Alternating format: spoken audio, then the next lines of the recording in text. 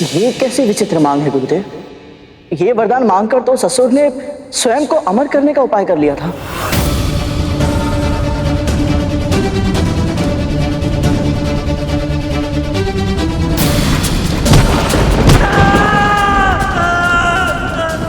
मैंने भूलवश अपने पुत्र का डिंब फोड़ा था। मेरी उस भूल का दंड अरुण आज तक भोग रहा है। माता पिता जब ना चाहते हुए भी अपनी संतानों को कष्ट दे बैठते हैं, उसकी पीड़ा कितनी अधिक होती है ये मैं समझ सकती हूँ। तो फिर ये उन असुरों की कैसी भक्ति थी जो अपने ही भगवान को इतना बड़ा कष्ट दे रही थी? प्रभु तो सब जानते थे गुरुदेव, फिर भी ऐसा वरदान क्यों दिया उन्होंने? क्योंकि वो भोलेनाथ हैं देव। उनके लिए सब एक समान, देव दानव, मनुष्य गंधर्व, भूत पिशाच, पशु पक्षी, कभी किसी में कोई अंतर नहीं किया उन्होंने। उनके लिए सब उन्हीं की संतान है। और जब कोई एक संतान घनघोर तपस्या करके अपने पिता से कुछ मांगती तो वो उसे देने में विवश हो ही जाते।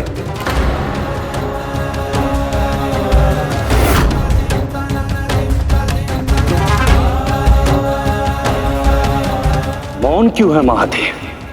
वरदान दीजिए। तुम्हारी ये इच्छा उचित नहीं है गजमुखासुर।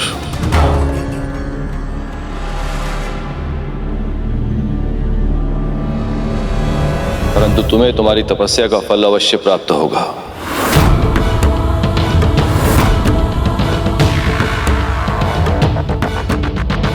यदि यही तुम्हारी इच्छा है तो मैं इसे अवश्य पूर्ण करूंगा।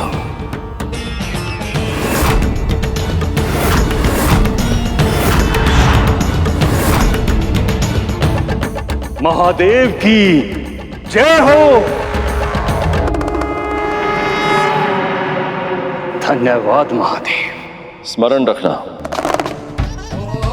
ऐसा असाधारण वरदान मांगकर तुमने अभूतपूर्व शक्ति प्राप्त कर ली है, जिसकी सहायता से तुम किसी का भी दमन कर सकते हो, किसी पर भी शासन कर सकते हो।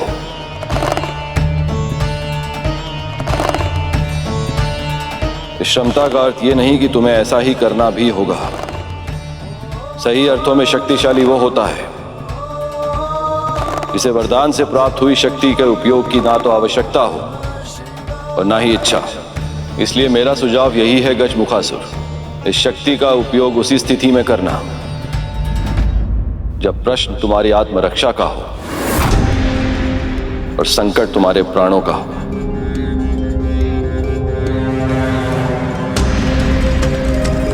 मैं स्मरण रखूंगा महादेव।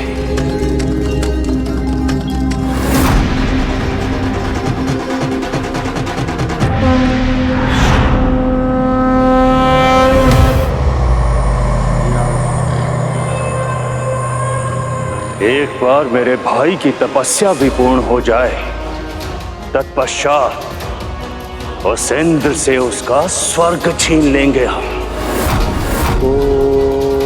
नमः शिवाय।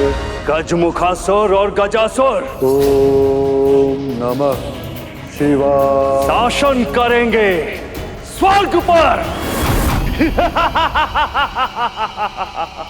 ओम नमः शिवाय। ओम नमः शिवाय। ओम नमः शिवाय। महादेव गजमुखासुर को वरदान देने के बाद जब कैलाश लौटे तो उन्हें पता चला मां पार्वती तपस्या करने के लिए कैलाश से दूर चली गई ताकि उनकी तपस्या में कोई बाधा ना आए। ये सुनकर उनके मन का उत्साह फीका पड़ गया। वो जानते थे पुत्र कामना के लिए किए जाने वाले व्रत को पूरा करने में समय लगेगा और देवी पार्वती के बिना महादेव को कैलाश सूना लगने लगा।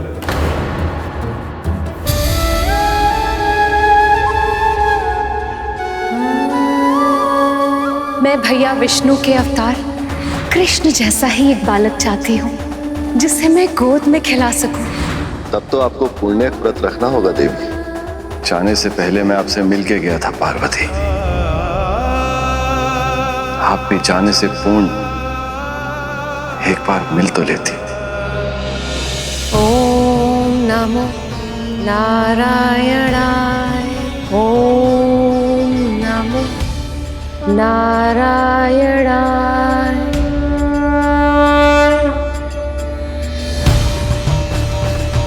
ओम नमो नारायणाय।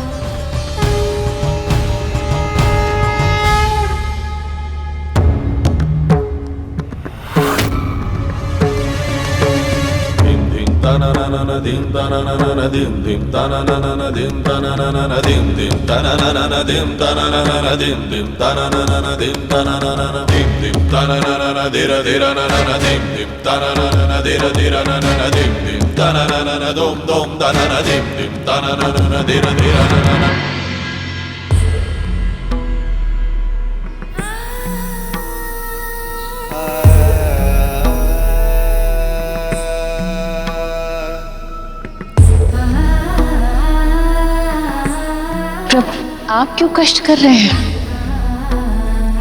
एक नए जीवन को जन्म देने के प्रयास में किए गए श्रम का प्रमाण देते इन हाथों को धोकर उस जल से प्रेम की गंगा बहाने में कैसा कष्ट प्रिय है।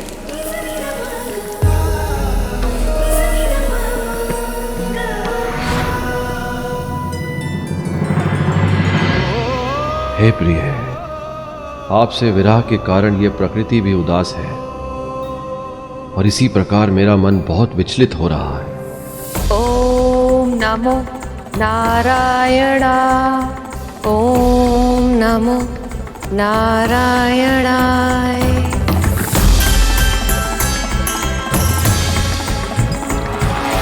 प्रभु, भोजन प्रभु।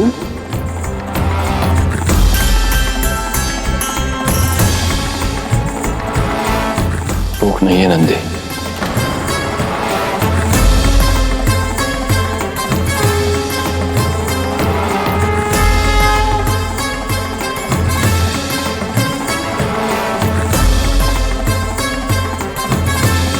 ओम नमो नारायणाय।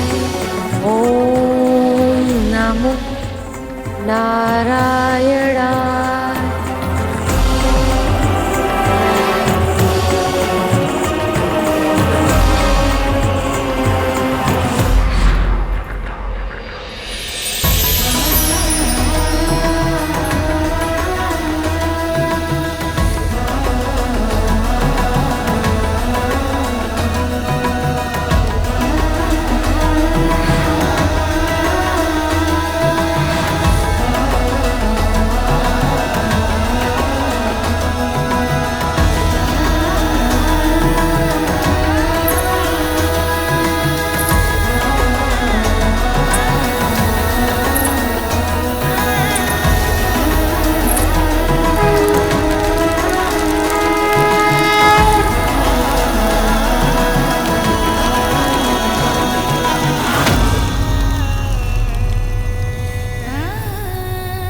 प्रिय, प्रिय, प्रिय, प्रिय।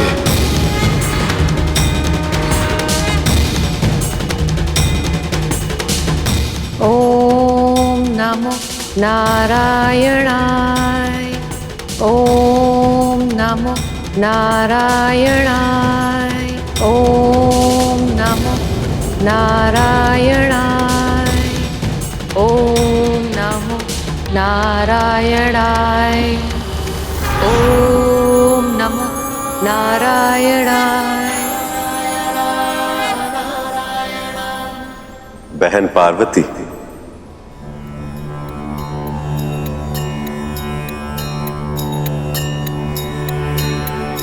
प्रणाम भैया। अपने व्रत को जिस निष्ठा और भक्ति से आपने पूर्ण किया, मैं उससे बहुत प्रसन्न हूं बहन। कहिए, आपको क्या वरदान चाहिए? मेरे मन की इच्छा तो आप अच्छी तरह से जानते हैं भैया। मैंने जब से आपके कृष्ण अवतार के बाल रूप के दर्शन किए हैं, तब से हर क्षण मैं वैसे ही दुख हरने वाले, सुख की वर्षा करने वाले नटखट पुत्र की कामना करती रहती हूँ।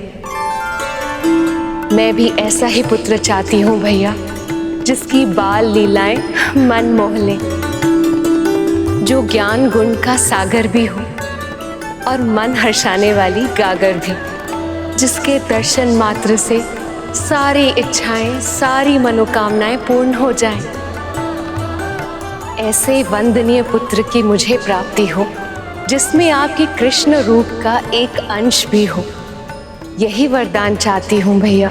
ये इच्छा केवल आपके लिए ही नहीं, मेरे लिए भी सुखकारी होगी बहन। बहुत शीघ्र आपको मनवांछित संतान होगी।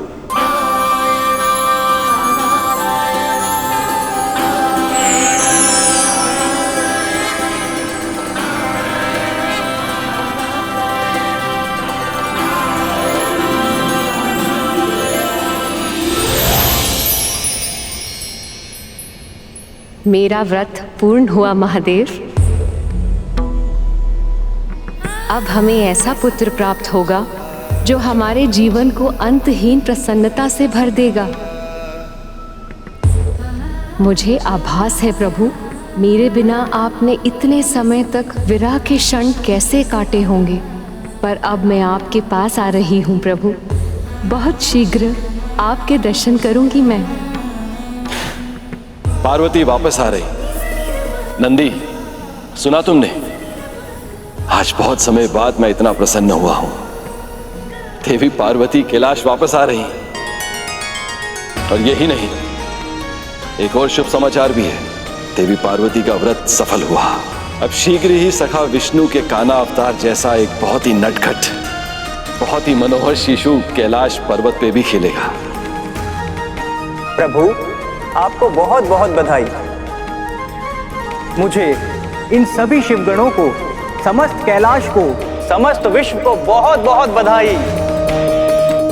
मुझे स्मरण है प्रभु, जब मैंने श्री कृष्ण के बाल रूप के दर्शन किए थे, वो कितने मनमोहक लग रहे थे। मेरा तो मन था कि उन्हें अपनी पीठ पर बिठाकर पूरा दिन यहाँ से वहां घुमाता रहूं। और अब मैं बिल्कुल ऐसा ही करूंगा प्रभु। मैं उस नन्हे बालक के साथ बहुत खेलूंगा, उसके लिए गाना भी गाऊंगा, बिल्कुल ऐसे ही आनंद मग्न होके उसके साथ नृत्य भी करूंगा।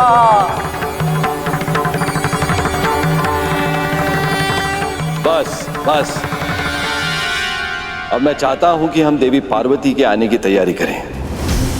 वो इतने समय के बाद तपस्या करके लौट रही हैं। याद रहे, आते ही उनकी थकान मिट जानी चाहिए। आप निश्चिंत रहिए प्रभु, माँ के स्नान, भोजन, विश्राम, हर आवश्यकता का प्रबंध मैं पहले से ही करके रखूंगा। तुम सब चलो मेरे साथ।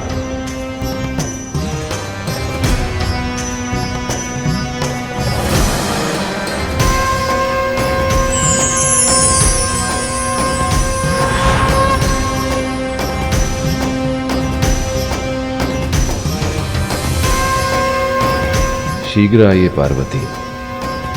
प्रतीक्षा का एक एक क्षण और भी अधिक भारी लगने लगा है। ओम नमः शिवाय। ओम नमः शिवाय। ओम नमः शिवाय। ओम नमः शिवाय। मुझे गजासुर के तप को पूर्ण करने जाना ही होगा। शिवाय। ओम नमः शिवाय। ओम नमः शिवाय। ओम नमः शिवाय। ओम नमः शिवाय। ओम नमः शिवाय। क्या कारण है संसार में इस विनाश का? शिवाय। ओम नमः। ये गजासुर का तप और तीव्र होता जा रहा है। सृष्टि में विकट परिस्थितियां उत्पन्न कर रहा है। ओम नमः शिवाय। ओम हे नारायण, ये कैसा अनर्थ है? ओम महादेव का ये कौन भक्त है जिसके तप के प्रभाव में सारे संसार में त्राही त्राही मची हुई है। ओम नमः शिवाय, ओम नमः शिवाय। प्रभु, ये तो बहुत प्रसन्नता का अवसर है, किंतु आपके मुख पर चिंता की छाया क्यों प्रभु? गजासुर का तप पूरा हो गया है नंदी, मुझे उसे दर्शन देने जाना होगा। पर प्रभु, अभी तो माँ आने वाली है, आप उनसे मिले बिना कैसे जा सकते हैं? उनसे मिलने की आतुरता तो मेरे मन में भी बहुत है नंदी। यदि शीघ्र ही मैंने गजासुर के तप को विराम नहीं दिया तो इस संसार का हित भी हो सकता है। ओम नमः शिवाय, ओम नमः शिवाय। अब तक तो माँ को आ जाना चाहिए था, इतना विलंब क्यों हो रहा है उन्हें?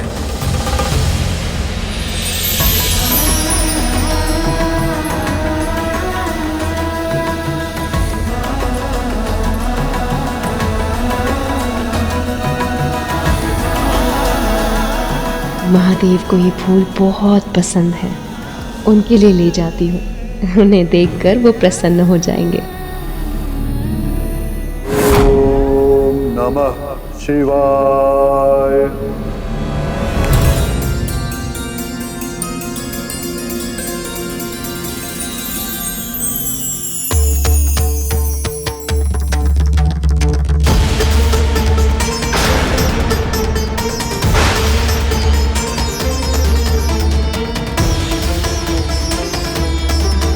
रक्तिम बादल,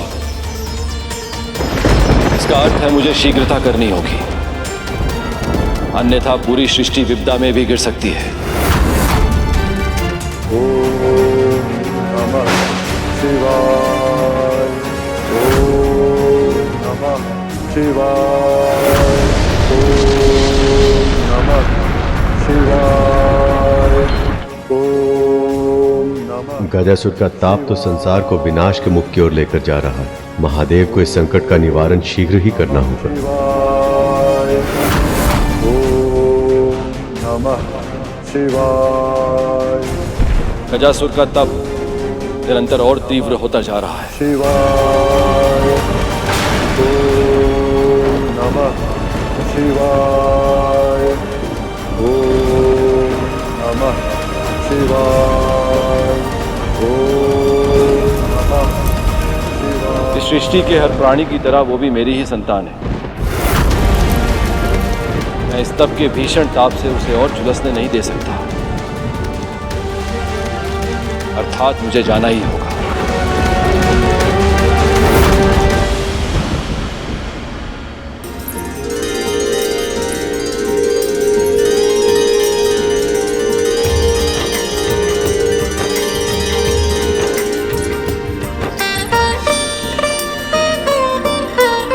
लंबे विरह के बाद होने वाले मिलन की प्रसन्नता से खिले ये फूल, प्रेम की कभी न समाप्त होने वाली आँच से जलते ये दीप, और यहाँ तक कि मेरे प्रिय भोजन की सुगंध, ये सब मुझे बता रहे हैं कि महादेव ने मेरे स्वागत की कितनी विशेष तैयारी की है। परंतु वो स्वयं कहाँ है?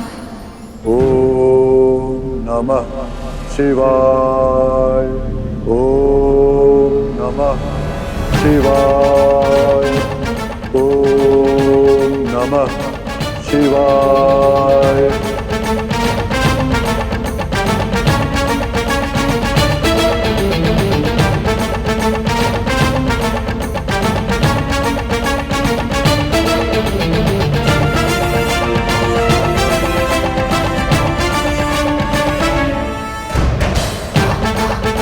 शिव पार्वती एक दूसरे को मिल नहीं पाए क्योंकि उन्हें ज्ञात नहीं था कि ये विरह बहुत ही लंबा होने वाला है।